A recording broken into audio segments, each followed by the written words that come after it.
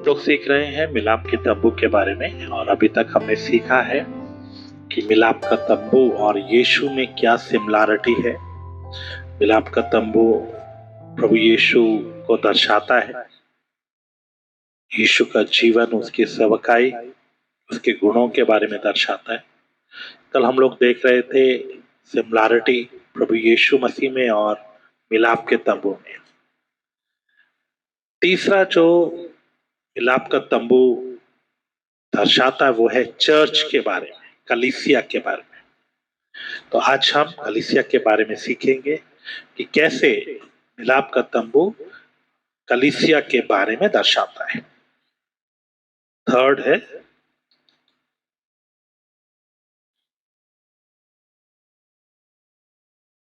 Church, कलीसिया, अक्लेसिया। तो मिलाप के तंबू के बारे में दर्शाता है।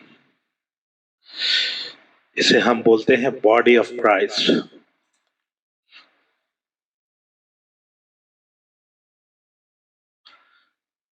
क्योंकि यीशु के बारे में दर्शाता है तो उसके शरीर के बारे में भी दर्शाता है। यीशु की देह,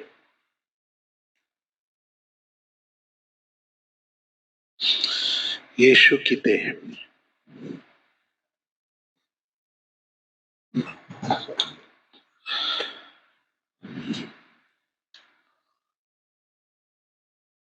जैसा परमेश्वर ने सारे इज़राइल को चुना, पिछले दिनों में हम लोग सीख रहे थे, परमेश्वर ने इज़राइल को चुना ताकि इज़राइलियों के द्वारा परमेश्वर अपने आप को लोगों पर प्रकट करे। वो पूरे दुनिया तक पहुंचाना चाहता था। एक ही परमेश्वर है, वो जीवित परमेश्वर है और वो इज़राइल का परमेश्वर है। इज़राइल में वो वास करता है और ऐसा हुआ भी। बहुत जगह पर परमेश्वर ने इज़राइलियों को इस्तेमाल किया और ये प्रकट किया कि जो इज़राइल का परमेश्वर है वो ही असली परमेश्वर है। फिरौन के सामने, मिस्र के बीच में, नबूकदनेस्सर के सामने, राजा दारा के सामने, खुसरू के सामने और भी बहुत सारी जगह पर जहां पर परमेश्वर ने प्रकट किया कि मैं ही एकमात्र परमेश्वर, और लोगों ने उसको पहचाना भी। शीबा की रानी जब आई, सुलेमान को देखा, सुलेमान की बुद्धि को देखा तो बोला तुम्हारा परमेश्वर सच में बहुत ही महान और सामर्थी परमेश्वर है जिसने तुझे बुद्धि दी है। और हमेशा लोग परमेश्वर को पहचान पाते थे। नामान अलीशा के द्वारा परमेश्वर को पहचान पाया। तो परमेश्वर ने अपनी महिमा को, अपनी कीर्ति को इज़राइलियों के द्वारा प्रकट किया। लेकिन यह हमेशा नहीं हुआ, क्योंकि परमेश्वर चाहता था लोग सच्चे परमेश्वर को जाने। इसलिए अब्राहम को उठाकर ऊर देश से, मेसोपोटामिया से वो उनको लेकर आकर कनान में बसाया, पूरे वंश को वहां बसाया, ताकि लोग इज़राइलियों को जब देखें, उनके बीच में सामर्थ्य को, अद्भुत कामों को देखें तो परमेश्वर को पहचान सकें। दूसरा, परमेश्वर चाहता था पीढ़ियों से पीढ़ियों तक परमेश्वर का वचन लोगों तक पहुंचे। इसलिए परमेश्वर ने एक विशेष जाति को चुना यीशु को संसार में लाने के लिए। इज़राइलियों को चुना और परमेश्वर की योजना इज़राइलियों से यही थी। ठीक ऐसे ही परमेश्वर अब इस नए नियम में कलीसिया को चुना है। किस लिए चुना है? ताकि कलीसिया परमेश्वर को लोगों के सामने प्रकट करे, वो परमेश्वर के गुणों को प्रकट करे, परमेश्वर के प्रेम को प्रकट करे, परमेश्वर के सामर्थ्य को प्रकट करे। पिछले दिनों में भी मैं प्रचार में बोल रहा था कि अभी समय आया है जब जगह जगह बड़े बड़े अद्भुत काम करना है, यीशु को साबित करने के लिए नहीं या उनको विश्वास में लाने के लिए नहीं, बल्कि लोगों को मालूम होना चाहिए इनका परमेश्वर ही असली परमेश्वर है। वो लोग दांतों के तले उंगली दबा रहा है, चाहे वो कितना भी हमारा विरोध करें, लेकिन कामों को देखकर उन्हें नतमस्तक होना है, परमेश्वर की सामर्थ्य प्रकट करना है। जैसे एलिया ने आग गिराकर वो अद्भुत काम कर कर जो नामुमकिन था वो कर कर इजरायलियों के बीच में प्रकट किया कि यहोवा ही परमेश्वर है। जैसे परमेश्वर ने मिस्र के बीच में अद्भुत काम करके फिरौन को और फिरौन के लोगों को यह प्रकट किया यहोवा परमेश्वर ही असली परमेश्वर है, वो सब देवताओं से बड़ा है, वैसे ही इन दिनों में भी करने की आवश्यकता है। परमेश्वर किन लोगों को इस्तेमाल करेगा? कलीसिया के, वो जो अपने लिए नहीं जीते, वो जो घमंड में नहीं आएंगे, वो जो महिमा खुद नहीं लेंगे वरन परमेश्वर को देंगे, वो जिनके अंदर जलन है परमेश्वर के लिए कि लोग परमेश्वर को, सच्चे परमेश्वर को जाने। और ऐसा परमेश्वर इन दिनों में करने वाला है। परमेश्वर अद्भुत काम करके दिखाएगा, परमेश्वर बड़े काम करके दिखाएगा, क्योंकि कलीसिया को उसने इसीलिए चुना है कि लोग परमेश्वर के प्रेम को, परमेश्वर के अनुग्रह को, परमेश्वर के सामर्थ्य को, परमेश्वर के छुटकारे को, परमेश्वर के बड़े अद्भुत बातों को कलीसिया के द्वारा वो लोगों पर प्रकट करें। ना केवल सुसमाचार के द्वारा वो अपना वचन लोगों तक पहुंचाता है, वरन हमारे जीवनों के द्वारा भी वो अपने सामर्थ्य को प्रकट करता है। तो इसीलिए परमेश्वर ने कलीसिया को चुना। इज़राइल को चुना था, वो फेल हो गया। अब परमेश्वर ने कलीसिया को चुन लिया और कलीसिया परमेश्वर की महिमा प्रकट करती है। इतने सालों से, लगभग 2000 साल हो गए कलीसिया स्थापित हुए, यीशु को आए हुए, और तब से लेके आज के दिन तक परमेश्वर अपनी महिमा प्रकट कर रहा है। कलीसिया बड़े बड़े राजाओं को झुका दिया, बड़े बड़े राजाओं ने प्रयास किया कलीसिया को मिटाने के लिए, लोगों को मिटाने के लिए, लोगों को पीछे करने के लिए, लेकिन उल्टा वो ही परमेश्वर के सामने नतमस्तक हो गए। तो मेरे प्रियो, परमेश्वर ने अपनी पूरी सामर्थ्य अपनी कलीसिया में दिया है, प्रकट किया है, और वो चाहता है कि कलीसिया के द्वारा उसका सामर्थ्य लोगों पर प्रकट हो। पड़ेगा इफिसियों उसका पहला अध्याय, उसका 22 और 23 वचन।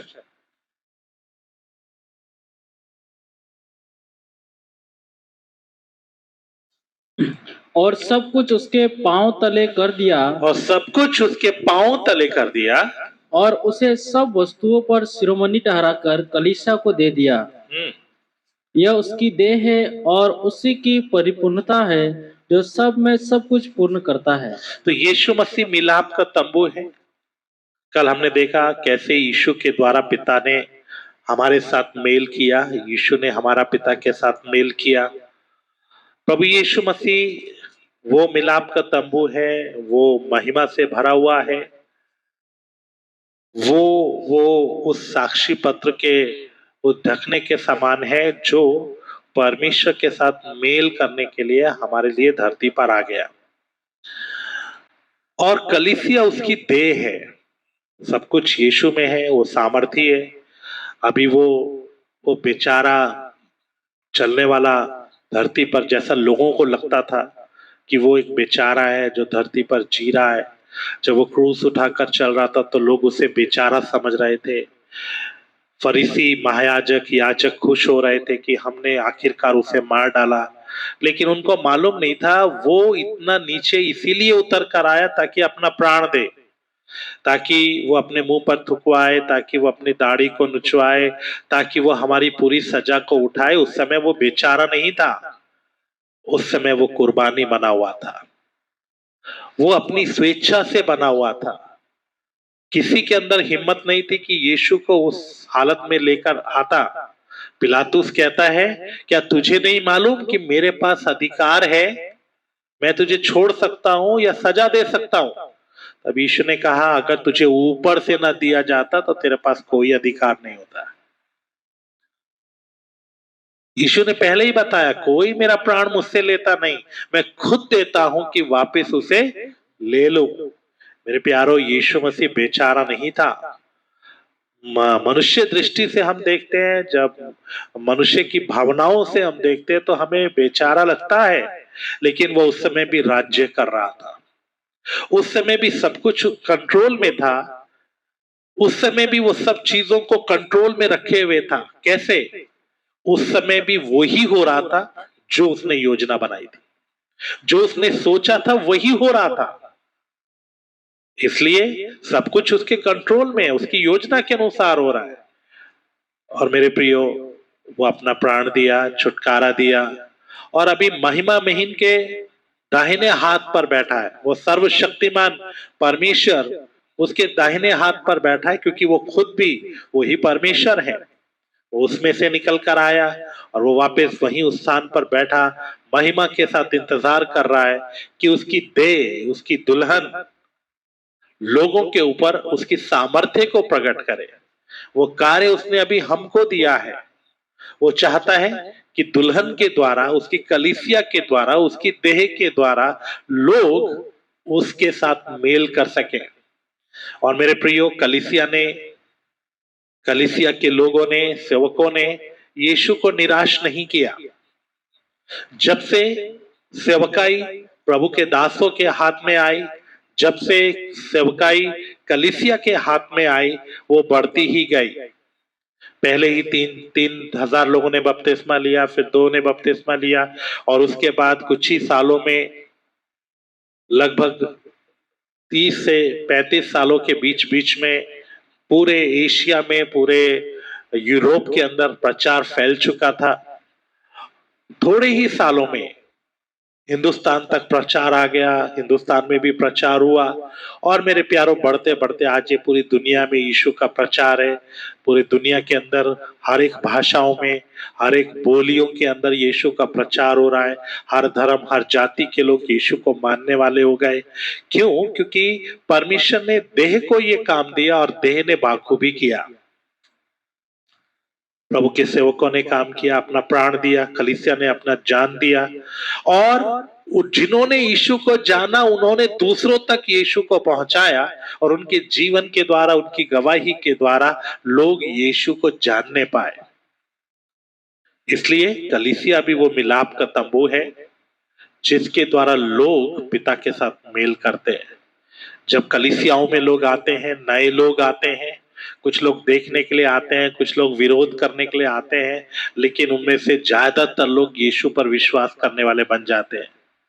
जब कोई विश्वासियों के टच में आता है, जब उनके साथ वो संगति करता है, और एक विश्वासी जो सच में अच्छा विश्वासी, आत्मा से भरा हुआ विश्वासी है, चाहे कितना भी कठोर व्यक्ति उनके टच में आए, वो लोग उद्धार में आ जाते हैं। इवन कितने पास्टरों को, विश्वासियों को जेल खानों में डाल दिया गया, वो जेल खानों में चले गए, उनको अंधकार में डाल दिया गया, लेकिन वहां पर भी उन्होंने रोशनी दिखाया, और वो मिलाप का तंबू वहां भी जाकर बहुतों को उद्धार के रास्ते में लाया। ये है परमेश्वर की सामर्थ, ये है यीशु की देह की सामर्थ है। मेरे प्यारों, इतिहास उठाकर देखें, यीशु की कलीसिया ने बहुत काम किया है। राजाओं को भी झुका दिया, राज्यों को पलट दिया, नशा करने वाली जगहों को उन्होंने पवित्र स्थान बना दिया, कलीसिया बना दिया। बड़े बड़े लोग, चोर, डाकू, लुटेरे, व्यभिचारी, हत्यारे, जो भी इस कलीसिया के लोगों के इस देह के टच में आए, वो लोग बदल गए, और वे भी यीशु को मानने वाले बन गए, क्योंकि उन्होंने इन लोगों की जिंदगी में, इनकी गवाही के अंदर यीशु को देखा। सेवकाई मुश्किल नहीं है, प्रचार करना मुश्किल नहीं है। आपके जीवन में अगर यीशु है, वो सब कुछ कर लेगा। अगर हम में वाचा का संदूक है, अगर परमेश्वर का उपस्थिति हमारे अंदर है, लोग बादल को देखेंगे, लोग आग को देखेंगे, बस आपको उनके नजदीक जाना है। आपके जीवन में यीशु दिखना चाहिए, आपके जीवन में यीशु होना चाहिए, तब कलीसिया लोगों को परमेश्वर के साथ पहचान कराने वाली, मिलाप कराने वाली बन जाती है। और मेरे प्यारो, वचन कहता है, सब कुछ इस यीशु के अधीन करके ये यीशु को कलीसिया को दे दिया। आज हम एवे नहीं है, आज हमारे अंदर यीशु वास करता है, पवित्र आत्मा हम में वास करती है, परमेश्वर की सामर्थ्य हम में वास करती है, परमेश्वर की महिमा हम में वास करती है, वो सृष्टिकर्ता हम में वास करता है। मेरे प्यारो, अगर हम उसको लोगों को दिखा सकें, अगर हम अपने आप को तोड़ें, अगर हम अपने आप को त्याग दें, तो वो हम में दिखाई देगा, और जब वो दिखाई देगा लोग उससे मिलाप करने के लिए आएंगे। कलीसिया ने ये किया है, कोई मैं अनोखी बात आपको नहीं बता रहा हूं, मैं कोई नई बात आपको नहीं बता रहा हूं। मेरे प्यारो, कलीसिया ने बहुत ही अच्छे रीति से परमेश्वर के साथ लोगों का मेल मिलाप कराया। एक पतरस खड़ा हो गया, वे लोग जो कुछ दिन पहले इनकार करने वाले थे, वे लोग जो यीशु के खिलाफ जाने वाले थे,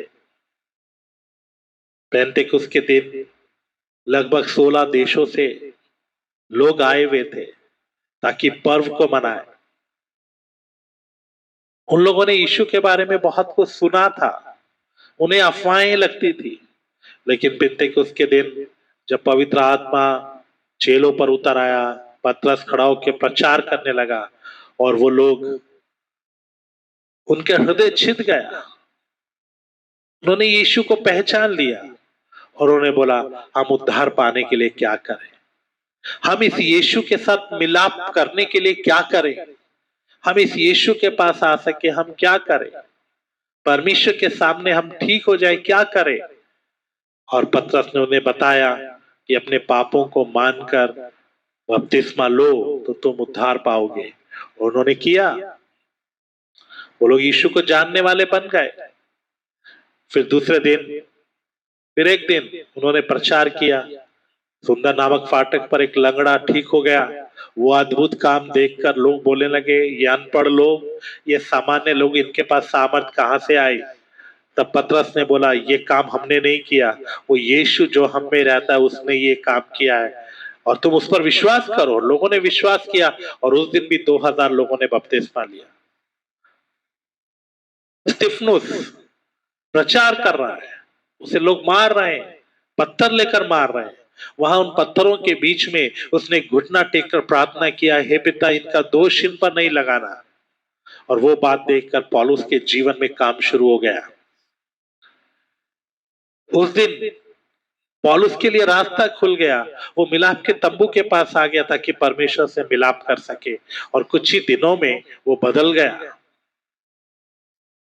स्टेफनुस के ऊपर जब को मारा गया, उसके बाद पौलुस जगह जगह जाके लोगों को सताने लगा, मारने लगा, कलीसिया तितर बितर हो गई। लेकिन वचन कहता है जहां भी ये कलीसिया के लोग गए, सुसमाचार सुनाते गए और कलीसिया को स्थापित करते गए। प्रभु ने बोला पौलुस को, बरनबास को मेरे लिए अलग करो, उनको अलग किया गया। और जहां भी पौलुस और बरनबास, अपुलोस और बहुत से लोग जो अन्य जातियों के बीच में सेवा करते थे निकल गए, और जहां भी गए वो कलीसियाओं को स्थापित करते गए, क्योंकि वो मिलाप का तंबू थे। हम में जो वास करता है वो मामूली नहीं है, हम में जो रहता है वो मामूली नहीं है। उसको आपकी सामर्थ्य नहीं चाहिए, उसको आपकी शक्ति नहीं चाहिए। वो यीशु देह का सर है, वो महिमा में है, वो सामर्थ्य है।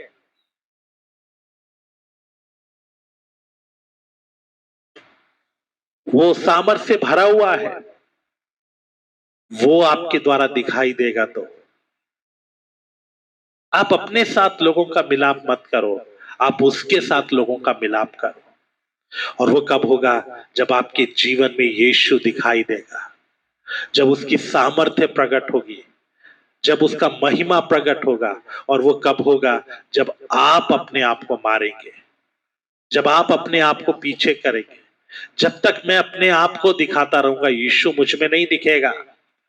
जब तक मैं अपने आप को प्रकट करता रहूंगा, जब तक मैं अपने आप को बड़ा करता रहूंगा, यीशु दिखाई नहीं देगा, क्योंकि वो अपनी महिमा किसी को नहीं देता। जिस दिन मैं अपने आप को मारने लगूंगा, जिस दिन मैं अपने आप को तोड़ने लगूंगा, जिस दिन मैं यीशु को मेरे जीवन से दिखाने लगूंगा, उसका स्वभाव, उसके गुण, उसका वचन, उसका सामर्थ्य, तब लोग यीशु के साथ मिलाप करेंगे, तब लोग यीशु को जान पाएंगे। फिर आप किसी से भी बात करोगे, चाहे वो विश्वास करे या ना करे, लेकिन वो यीशु को जान पाएगा। प्रभु का दास पौलुस कहता है लिखते हुए कि तुम हमारी पत्रियां हो। हमने आत्मा के द्वारा, शाही से नहीं, कलम से नहीं, वरन आत्मा के द्वारा तुम्हारे हृदय रूपी पट्टियों पर लिखा है, तुम हमारी पत्री हो। और लोग जब तुमको पढ़े तो हमारी पत्रियों को पढ़ सके। हम एक पत्र की तरह है जिस पर परमेश्वर ने कुछ लिखा है, जिस पर सेवकों ने परमेश्वर की बातों को लिखा है, वचनों को लिखा है। लोग जब हमको देखें तो हम पर वो वचन लिखे हुए दिखाई दे। कैसे दिखाई देंगे? हमें गुदवाना नहीं है वचनों को, बल्कि हमारे कामों से प्रभु का वचन दिखाई दे। हमारे जीवन को जब लोग देखें, हमारे बर्ताव को जब देखें, हमारे व्यवहार को जब देखें, हमारे जब आचरण को लोग देखें, तो प्रभु का वचन हम में दिखाई दे, हमारा स्वभाव यीशु के जैसा दिखाई दे, हमारा बदला हुआ स्वभाव। मेरे प्यारो, तब लोग हमको देखकर वो बोलेंगे हमें भी यही यीशु चाहिए। ये मुश्किल काम नहीं है। छोटे छोटे विश्वासी लोग भी निकले, और जब वो निकले, जब वो उस तमन्ना के साथ, उस इच्छा के साथ आए, उनके द्वारा बहुत लोग उद्धार में आए। मेरे प्यारो, आप कैसे भी इस यीशु की महिमा को लोगों तक लेकर जाओ। वो ट्रिक्स के द्वारा पहुंच सकती है, वो आपकी गवाही के द्वारा पहुंच सकती है, वो सुसमाचार के द्वारा पहुंच सकती है, वो आपके स्वभाव के द्वारा पहुंच सकता है, वो आपके व्यवहार के द्वारा पहुंच सकता है। कैसे भी परमेश्वर का वचन लोगों तक पहुंचे। लेकिन जब लोगों को हमारा कड़वा स्वभाव, हमारा बुरा स्वभाव, हमारा लड़ाई का स्वभाव, हमारा बड़ेपन का स्वभाव, जब लोगों को वो दिखाई देता है, तब वो यीशु को नहीं जान पाते, वो हमें देखते हैं और वो बोलते हैं अगर इनका ही जीवन नहीं बदला तो हम क्यों इस रास्ते पर जाएं। वो बोलेंगे जब इनका ही जीवन नहीं बदला तो कैसे जाएगी। कितनी पत्नियां अपने पतियों के बारे में बोलती हैं, अभी तक ये कितने साल से सुन रहा है, कितने साल से चल रहा है, जब इसका ही जीवन नहीं बदला तो हम क्या बदलें, हम इसको देखकर चल रहे हैं। लेकिन कुछ पति प्रभु यीशु को लेकर जब अपने परिवार में जाते हैं, उनका पूरा परिवार बदल जाता है।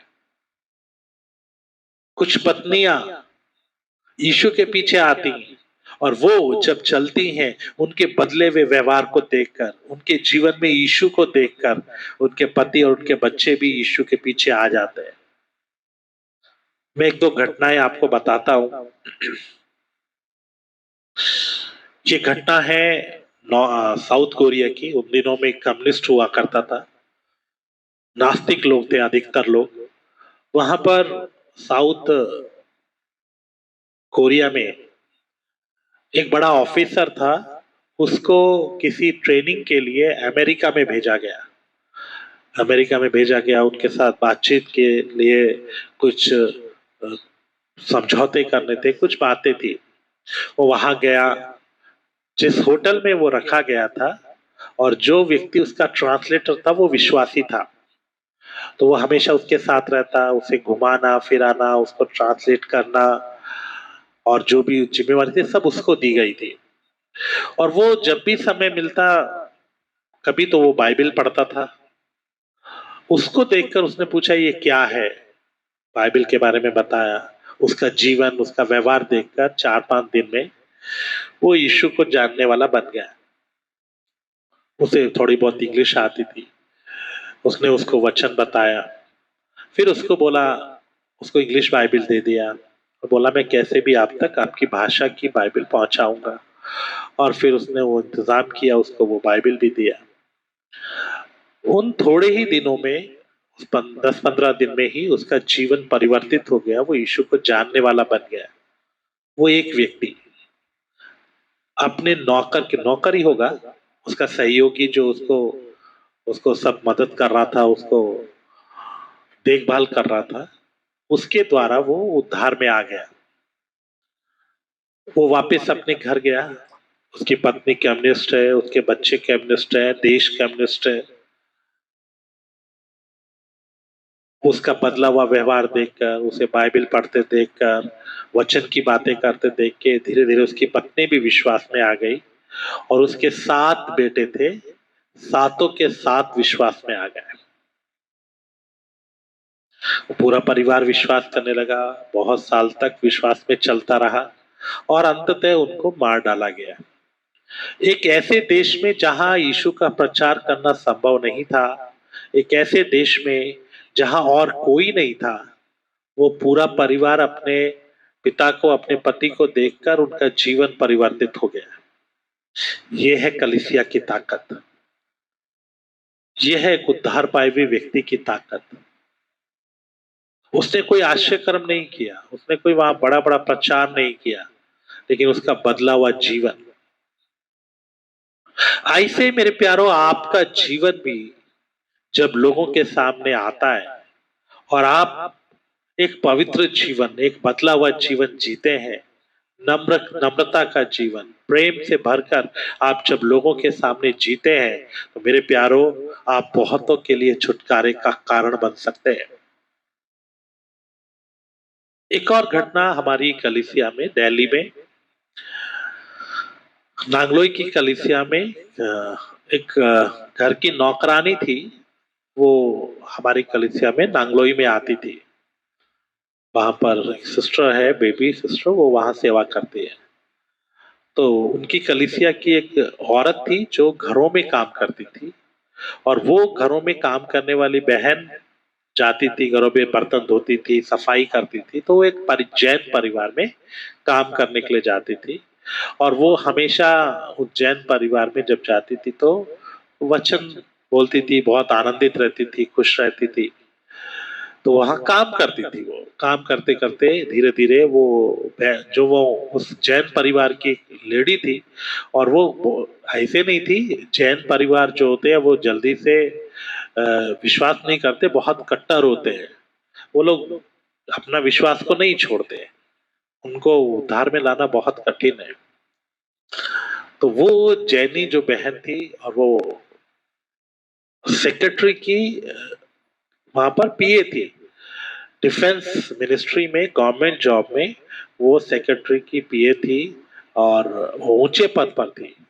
उसका 3rd या 4th रैंक था, और वो वहां ऑफिस में काम करती थी, डिफेंस में काम करती थी, और उसकी तनख्वाह उस समय में 1.5 लाख के करीब थी। सिक्योरिटी उसके साथ चलती थी। तो वो किचन में काम करती थी। वैसे तो नौकर थे, फिर भी वो खाना वाना थोड़ा बहुत मदद करती थी।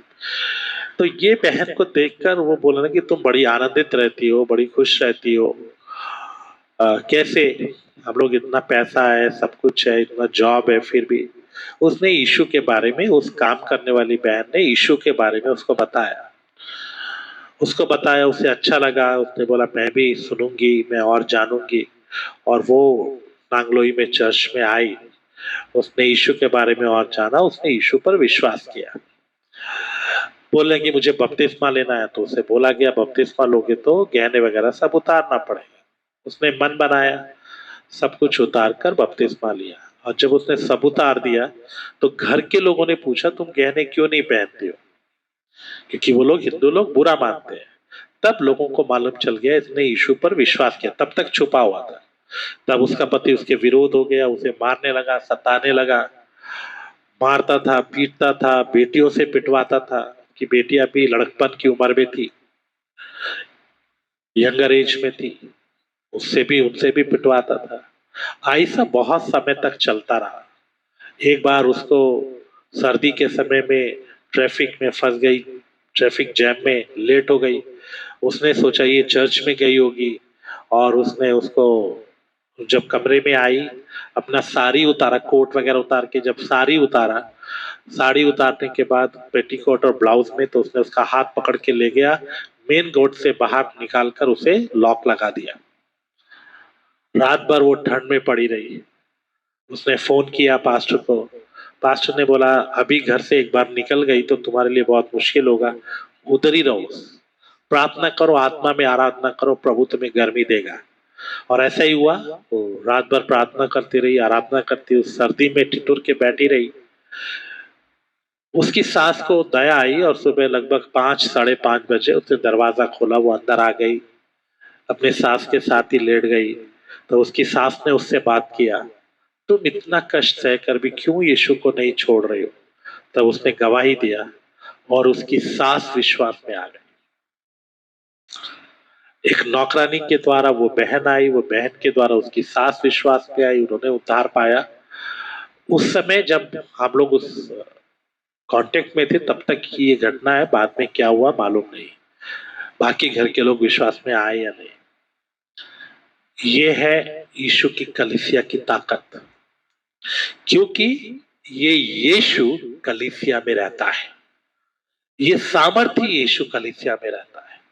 आपको सिर्फ करना क्या है, इसकी आत्मा में, इसकी अगुवाई में लोगों तक वचन पहुंचाना है, सुसमाचार पहुंचाना है।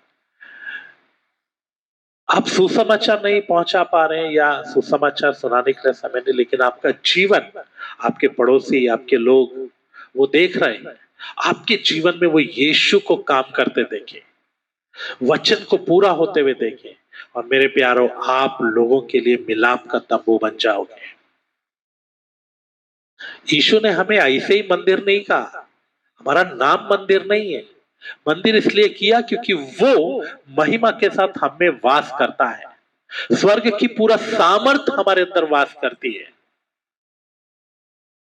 लेकिन वो हमारे द्वारा दिखता नहीं है, क्योंकि हमारा अपना व्यवहार, अपना जलन, अपना नफरत, अपना कड़वाहट, अपनी बातें दिखाई देती हैं, अपना खुद ही दिखाई देता है। जिस दिन लोग यीशु को हम में देखने लग जाएंगे, वो यीशु के साथ मिलाप करने के लिए आएंगे, क्योंकि यीशु के जैसा और दूसरा कोई भी नहीं है। इसलिए मेरे प्यारो, ये यीशु जो महिमा से भरा हुआ है वो हम में वास करता है। वचन कहता है सब प्रकार की प्रधानता, अधिकार, सामर्थ्य, प्रभुता के हर एक नाम के ऊपर, और जो न केवल इस लोक में पर आने वाले लोक में भी लिया जाएगा, बैठाया, और सब कुछ उसके पांव तले कर दिया, और सब वस्तुओं पर शिरोमणि ठहराकर कलीसिया को दे दिया। ये शिरोमणि परमेश्वर कलीसिया के पास है, यीशु की देह।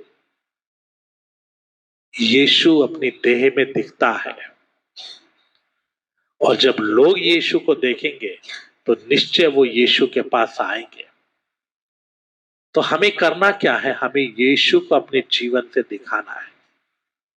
इसलिए मेरे प्यारों, इन दिनों में हम अपने आप को समर्पण करें, और वो कहता है ये उसकी देह है और उसी की परिपूर्णता जो सब में सब कुछ पूर्ण करता है। यीशु की परिपूर्णता है देह, यीशु मसीह की संपूर्णता देह है, और ये देह यीशु को दिखाती है। अगर आप ये समर्पण करें, हाँ प्रभु, आज के बाद मैं नहीं, मुझ में तू दिखाई दे, मेरा स्वभाव नहीं, मेरा कड़वाहट नहीं, मेरा अंधकार नहीं, मेरे जीवन की बुरी बातें नहीं, मेरे जीवन का पाप नहीं, इच्छाएं नहीं, वन प्रभु आप मुझ में दिखाई दो। प्रभु मैं अपनी इच्छाओं को, अभिलाषाओं को मारूंगा। और अगर आप ऐसा जियोगे तो निश्चय आपके बिना प्रचार किए बहुत लोग यीशु के पास आएंगे। हमारा जीवन ही प्रचार है, सबसे बड़ा गवाही हमारा जीवन है। इसलिए प्रभु ने बोला मेरे गवाह बनो, मेरी गवाही दो करके नहीं लिखा है, मेरे गवाह बनो। मेरे प्यारो, मसीही जिंदगी कलीसिया को प्रभु ने क्यों चुना है? ताकि वो यीशु की तरह जी कर दिखाए। हम यीशु की तरह जी कर दिखाना है, इसलिए ना उसने हमें खरीदा है, इसलिए ना उसने कीमत दी है। यीशु ने अपना खून इसलिए नहीं दिया कि वो चंगा करे, यीशु ने अपना खून इसलिए नहीं दिया, इसलिए नहीं बहाया कि हमें थोड़ा आशीष दे, रुपया पैसा दे। ये सबके लिए यीशु को खून बहाने की जरूरत नहीं थी। उसने सुलेमान को इतना अमीर बनाया, उसने अब्राहम को इतना धन संपत्ति दिया, उसने याकूब को इतना धन संपत्ति दिया, उसके लिए उसे खून बहाने की जरूरत नहीं थी। वो चंगा करने वाला था, नामान चंगा हुआ, और न जाने कितने लोग चंगा हुए। प्रभु यीशु को उसके लिए खून बहाने की जरूरत नहीं थी, उसका नाम ही काफी है, उसका मुंह से निकला हुआ शब्द ही काफी है। यीशु ने जाने कितने लोगों को चंगा किया अपने जीवित रहते हुए, उसके लिए, चंगाइयों के लिए उसने अपना खून नहीं बहाया। यीशु ने खून इसलिए नहीं बहाया कि मेरे प्यारों हमको थोड़ा आशीष दे के छुड़ा के लेकर आए, अपना खून इसलिए बहाया ताकि वो हमें चुने, हमें अलग करे, हमें साफ करे अपने खून से, अपने लिए अलग करे और मेरे और आपके द्वारा वो अपने आप को प्रकट करे। वो हमें अपने समान बनाना चाहता है, वो चाहता है हम उसके समान बनकर उसके साथ जाने की योग्य बने। इसलिए उसने अपना खून दिया, इसलिए उसने भारी कीमत दिया, इसलिए उसने अपना वचन दिया, क्योंकि वो मुझे गवाह बनाना चाहता है, वो मुझे अपने समान बनाना चाहता है, क्योंकि उसने इसीलिए हमें खरीदा है। इसलिए कहता है पहला कुरिन्थियों 6 अध्याय उसके 20 वचन में, तुम अपने नहीं हो, दाम देकर मोल लिए गए हो, इसलिए अपनी देह के द्वारा परमेश्वर की महिमा करो। और महिमा क्या है? हालेलुया बोलना महिमा नहीं है, बल्कि हमारा जीवन ऐसा बने कि हमारे कामों को देखकर लोग यीशु को जान सके, यीशु को पहचान सके, उसके नजदीक आ सके और लोग यीशु से मिलाप कर सके। इसी के लिए प्रभु ने आपको चुना है। लेकिन क्या हम वैसा जी रहे हैं? क्या हम वैसा चल रहे हैं? पढ़िएगा पहला कुरिन्थियों 3 अध्याय उसका 9 वचन। First Corinthians chapter 3 verse 9। क्योंकि हम परमेश्वर के सहकर्मी हैं, तुम परमेश्वर की खेती और परमेश्वर की रचना हो। हम परमेश्वर के सहकर्मी हैं। प्रभु यीशु मसीह वो मिलाप का तंबू है, प्रभु यीशु मसीह वो मिलाप का जरिया है जिसके द्वारा हमने पिता से मेल मिलाप कर लिया। प्रभु यीशु ने हमारा मेल मिलाप पिता के साथ किया, अब हम भी उसके सहकर्मी बन गए, उसके साथ के सहयोगी बन गए। अब वो हमसे क्या चाहता है? हम भी लोगों का मिलाप पिता के साथ करें, यीशु के साथ करें, लोग हमारे जीवन के द्वारा पिता से मेल मिलाप कर सके। सिर्फ सुसमाचार सुनाने के लिए उसने नहीं चुना, सिर्फ गाल बजाने के लिए नहीं चुना, इसलिए चुना कि हमारे जीवन के द्वारा, हमारी बातों के द्वारा परमेश्वर को लोग पहचान सके। और इसीलिए मेरे प्यारों, हम उसके सहकर्मी हैं। सर ने जो किया देह को भी वही करना है, और वो चाहता है हम यीशु को लोगों पर प्रकट करें। एक और वचन पढ़ेगा इफिसियों 2 अध्याय उसका 21 और 22 वचन। Ephesians chapter 2, 21 and 22। इफिसियों 2 अध्याय 21 और 22 वचन। जिसमें सारी रचना एक साथ मिलकर प्रभु में एक पवित्र मंदिर बनती जाती है, जिसमें तुम भी आत्मा के द्वारा परमेश्वर का निवास स्थान होने के लिए एक साथ बनाए जाते हो। तुम भी परमेश्वर का निवास स्थान होने के लिए बुलाए जाते हो, सिर्फ नाम का निवास स्थान नहीं, हम परमेश्वर का निवास स्थान है। निवास स्थान कब बनेगा? जब परमेश्वर उसमें निवास, और परमेश्वर जब निवास करेगा तो वो छुपने वाला नहीं है। यीशु तो हमें कहता है एक नगर जो पहाड़ पर बसा वो छुप नहीं सकता, क्योंकि लाइट लोगों को दिखाई देती है और रोशनी लोगों को दिखाई देती है, लोगों को पता चलता है उधर एक शहर बसा हुआ है, या उधर एक घर है, या उधर एक गांव है, या उधर कोई रहता है, और लाइट को देखकर पहचान लेते हैं। अगर यीशु हम में वास करता है तो क्या वो दिखाई नहीं देगा? वो जगत की ज्योति है, वो हमारी तरह एक छोटा दिया नहीं है, वो ज्योति से परिपूर्ण है, वो हम में निवास करता है, हम उसका निवास स्थान है। और अगर वो हम में निवास करता है तो उसकी रोशनी कहां है? प्रभु ने हमें क्यों चुना है? ताकि उसकी रोशनी हम लोगों तक दिखाई दे, अंधकार में बैठे हुए लोग उसकी रोशनी को हमारे जीवन में देख सके, और अब जब वो रोशनी को देखेंगे तो वो रोशनी की तरफ खींचे चले आएंगे। इसलिए कहता है तुम परमेश्वर का निवास स्थान हो, परमेश्वर का मंदिर हो, तुम वो बन रहे हो। कितने साल हो गए हमें यीशु के पीछे चलते हुए, कितने साल से हम यीशु को जान रहे हैं, यीशु को पहचान रहे हैं, लेकिन क्या उसकी रोशनी हमारे जीवन से फैल रही है? हर एक विश्वासी, सिर्फ सेवकों का काम नहीं है, हर एक विश्वासी का काम है यीशु जो हम में वास करता है, लोग हमारे जीवन के द्वारा उसको देखें। हर एक विश्वासी का काम है, हर एक विश्वासी को ये करना है। हर एक विश्वासी गवाह है, हर एक विश्वासी एक मंदिर है, हर एक विश्वासी के लिए कीमत दी गई है। प्रभु अपनी कलीसिया में वास करता है, लेकिन क्या वो आप में वास करता है? क्या वो आपके द्वारा लोगों को दिखाई देता है, या आपका स्वभाव, आपका गंदा स्वभाव, आपका कड़वाहट, आपका गलतियां, कमियां, आपका वचन के विरुद्ध की बातें आपके जीवन से दिखाई देती है? प्रभु ने हमें क्यों चुना है? हम फैसला करें, आज हम निर्णय लें, मुझे किस लिए चुना और मैं कर क्या रहा हूं, मुझे कैसे जीना चाहिए, हमारा व्यवहार लोगों के सामने क्या है। हम लोग बोलते हैं इनको वचन नहीं पता, हम बोलते हैं इनको समझ नहीं है। जब हम बोलते हैं इनको समझ नहीं है, इनको वचन नहीं पता, तो आपको तो पता है, आपको तो समझ है, आपको कैसा व्यवहार करना चाहिए। अगर एक व्यक्ति आपसे गलत व्यवहार कर रहा हो और आप भी वैसा ही व्यवहार कर रहे हो, तो उसमें और आप में कोई फर्क नहीं है। लेकिन प्रभु ने मुझे अपना निवास स्थान बनाया है, प्रभु ने मुझे अपना घर बनाया है। वो चाहता है मेरे द्वारा वो यीशु दिखाई दे, उसकी नम्रता दिखाई दे। यीशु कितना नम्र था, वो यहूदा स्तुति के पांव धो रहा है, ये मालूम होने के बाद भी ये मुझे पकड़वाएगा। वो पतरस के पांव धो रहा है, ये मालूम होने के बाद भी कि ये मुझे छोड़कर भाग जाएगा, ये इनकार करेगा। लोग थूक रहे हैं, वो मुंह नहीं छुपा रहा है। यीशु बोल सकता है, तुम्हें पता है मैं कौन हूं, मैं जो हूं सो हूं।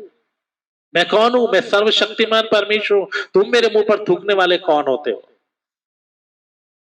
क्या उसकी बेइज्जती नहीं हो रही थी? क्या उसकी निंदा नहीं हो रही थी? लोग जब उस पर लांछन लगा रहे थे, लोग जब उससे व्यवहार कर रहे थे, लोग जब उस पर उसको गालियां दे रहे थे, लोग जब उसे शापित बोल रहे थे, श्राप दे रहे थे, तब भी वो परमेश्वर था, तब भी वो पवित्र था, लेकिन वो चुपचाप सबको सह लिया। अगर यीशु इतना नमूना दिया है, तो हमें कितना नमूना देना चाहिए।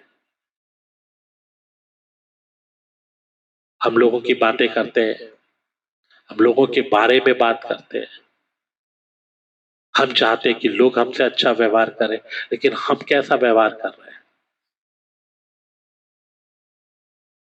आप तो यीशु को जानते हो, आप तो सही वचन मालूम है बोलते हो, आप तो बोलते हो हमें सही उपदेश पता है, आप तो बोलते हो हमें बुद्धि है, हम बड़े ज्ञानी है। इनको तो बुद्धि नहीं, ज्ञान नहीं, इनको बोलने की तमीज नहीं, लेकिन तुम्हें तो है, तुम्हें तो पता है कैसे जीना चाहिए, कैसे चलना चाहिए। तुम कैसा व्यवहार कर रहे हो? यीशु हमें दिखना है, यीशु की महिमा हमारे द्वारा दिखनी है। इसके लिए प्रभु ने अपनी देह को चुना है, अपनी कलीसिया को चुना है। उसने इसलिए नहीं चुना कि मैं अपने आप को दिखाऊं, मैं अपना घमंड, अपना बड़ापन, अपना खुद ही दिखाऊं, मैं दिखाऊं कि मैं कौन हूं। नहीं, यीशु ने इसलिए चुना, मैं उसको अपने जीवन से दिखाऊं, मैं झुककर यीशु को अपने जीवन से दिखाऊं।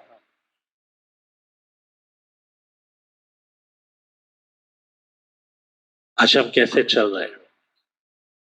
क्या यीशु हम में दिखाई देता है? या तो तुम दोबारा पढ़िए 2 का 21 और 22। जिसमें सारी रचना एक साथ मिलकर प्रभु में एक पवित्र मंदिर बनती जाती है, जिसमें तुम भी आत्मा के द्वारा परमेश्वर का निवास स्थान होने के लिए एक साथ बनाए जाते हो। परमेश्वर का निवास स्थान होने के लिए एक साथ बनाया जाता है। एक और वचन पढ़िए, इब्रानियों 3 अध्याय 6 वचन। Hebrew chapter 3 verse 6।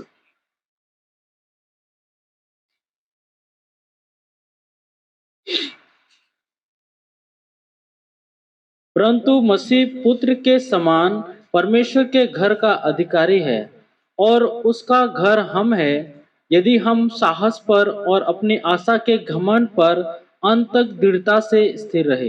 हम उसका घर है। We are the house of Jesus Christ.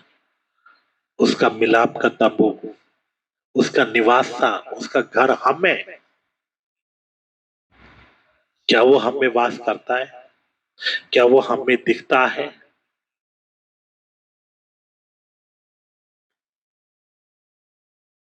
जिसका घर होता है वो उसके अंदर रहता है। हर कोई अपने घर में रहता है। हम यीशु का घर है, हम में कौन रहता है? यीशु के घर में कौन रह रहा है? हमारा बड़ापन, हमारा घमंड, हमारा खुदी, हमारा जीवन, हमारी बातें, या प्रभु यीशु मसीह? कौन दिखाई दे रहा है हम में? किसने कब्जा किया है? प्रभु ने हमें इसलिए चुना कि वो हम में दिखाई दे, वो महिमा हम में दिखाई दे। इसलिए मेरे प्यारो, प्रभु चाहता है कि उसका महिमा हम में दिखाई दे।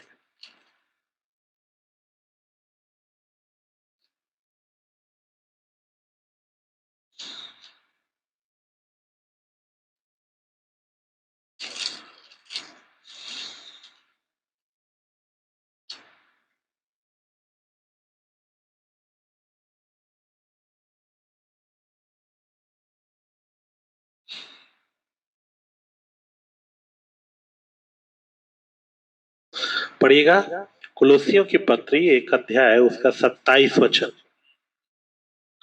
Colossians chapter 1:27।